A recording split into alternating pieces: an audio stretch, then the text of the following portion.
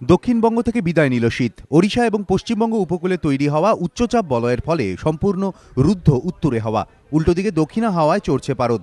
ফলে জলীয় বাষ্প থাকায় উপকূলের জেলাগুলিতে কুয়াশার সম্ভাবনা। দিনের তাপমাত্রা লাগাম ছাড়া। শুক্রবারের সর্বোচ্চ তাপমাত্রা ছিল 31.3, স্বাভাবিকের থেকে 4 ডিগ্রি বেশি। দু একদিনের মধ্যেই তা 32 ডিগ্রি হবে বলে পূর্বাভাস। শুক্রবার সর্বনিম্ন তাপমাত্রা ছিল 17.2 ডিগ্রি সেলসিয়াস, সর্বনিম্ন তাপমাত্রা স্বাভাবিকের থেকে 1 ডিগ্রি বেশি। দক্ষিণা হাওয়ার সূচনার জন্যই কিন্তু শীতের প্রায় বিদায় বলা চলে দক্ষিণবঙ্গ থেকে। তাপমাত্রা